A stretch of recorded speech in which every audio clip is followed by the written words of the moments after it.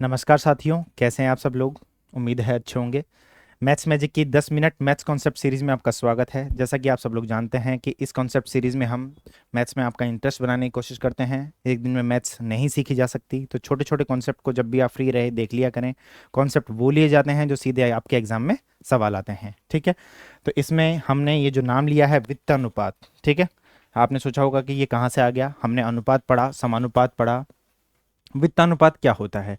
वित्तानुपात वही है जो आपके एग्जाम में आया हुआ है, ठीक है। हम सीधे वही पॉइंट लेंगे जो एग्जाम में आए हुए हैं। देखते हैं आगे क्या। वित्तानुपात, सबसे पहले वित्तानुपात को समझिए,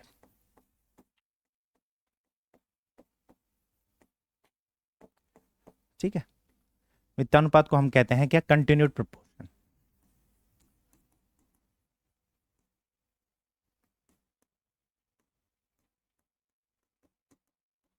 कंटिन्यूड प्रोपोर्शन, ठीक है।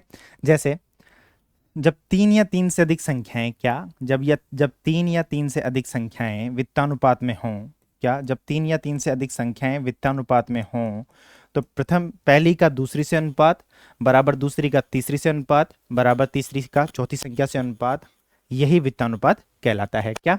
जब ये तीन या तीन से अधिक संख्याएं, तो पहली का दूसरी संख्या से अनुपात, दूसरी का तीसरी संख्या से अनुपात, तीसरी का चौथी से, चौथी का पांचवी से और पांचवी का छठी से, इस तरीके से बराबर चलता रहता है। जैसे ए बटे में बी बराबर में बी बटे में सी बराबर में सी बटे में डी, डी बटे में ई और ई बटे में एफ, इस तरीके से कंटिन्यू चलता रहता है। इसी प्रकार यदि कोई संख्याएं इन अनुपात में दी गई हों तो वो संख्याएं वित्तानुपाती होती हैं, और कुछ संख्याएं हैं जो वित्तानुपात में हैं तो वो इसमें होंगी। इस तरीके से आप समझ गए होंगे वित्तानुपात क्या होता है, कंटिन्यूड रेशो। अब क्वेश्चन किस प्रकार आते हैं इस पे देखते हैं आगे।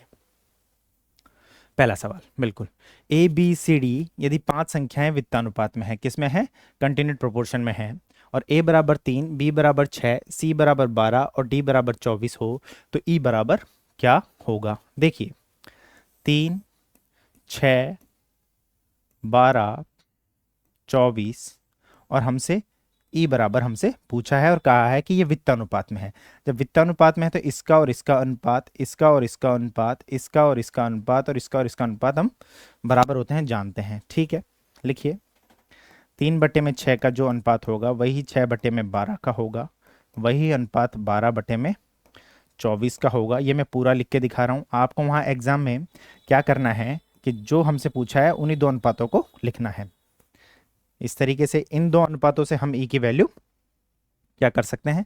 फाइंड कर सकते हैं। देखिए क्या होगा, इन दो अनुपातों से 12 से कटेगा 24 दो बार, और ई उधर जाएगा पक्षांतरण होके, तो ई बराबर आ जाएगा 24 इंटू 2 48, ठीक है।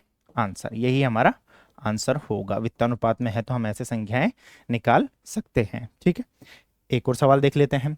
ये सवाल आया है आपके आरटेट लेवल सेकंड 2012 में, ठीक है। नज़र हटी हुई है अभी, जब आएगा सवाल तभी आपसे पहले से पढ़ा हुआ नहीं होगा वित्तानुपात के बारे में, तो नहीं होगा, ठीक है।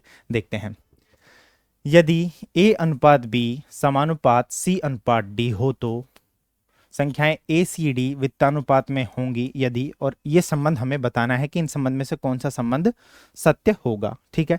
सबसे पहली बात तो समानुपात की कंडीशन से हम जानते हैं क्या, ए बटे में बी बराबर में होगा सी बटे में डी। बिल्कुल समानुपात से लिया है ये। कहाँ से लिया है? ये समानुपात से लिया है। और दूसरा क्या बोल रहा है ये? दूसरा बोल रहा है कि ये ए सी डी वित्तानुपात के लिए कम से कम संख्याएं कितनी होनी चाहिए? 3 होनी चाहिए। वित्तानुपात के लिए संख्याएं कितनी होनी चाहिए? 3 होनी चाहिए। ए सी डी वित्तानुपात में है क्या? ए सी डी वित्तानुपात में है, वित्तानुपात में है, बिल्कुल ऐसा प्रश्न ने कहा है, ठीक है। वित्तानुपात में होंगी, भाई हम बता रहे हैं कि वित्तानुपात में होंगी, तो कंडीशन क्या बनती है? जो अनुपात पहली और दूसरी का होगा वही अनुपात दूसरी और तीसरी का होगा, मतलब ए बटे में सी बराबर में सी बटे में डी। यहां से हम देखते हैं क्या, सी बटे में डी, सी बटे में डी, तो सी बटे डी की वैल्यू यहां से रख देते हैं हम ए बटे में बी, क्या? ए बटे में बी, तो ए बटे में सी बराबर ए बटे में बी, ए से ए कैंसिल हो गया, ये दोनों ऊपर चले गए, तो b बराबर c यहां से निकल कर आया है। वित्तानुपात में होंगी जब b बराबर c होगा, क्या होगा, बी बराबर सी होगा। इस तरीके के सवाल वित्तानुपात में आपके आते हैं। Thank you. और मिनी कॉन्सेप्ट सीरीज से आप जुड़े रहिए, 10 मिनट में एक कॉन्सेप्ट आपका तैयार होगा, क्वेश्चन सीधे एग्जाम में मिलेंगे। पढ़ते रहिए, बढ़ते रहिए, धन्यवाद।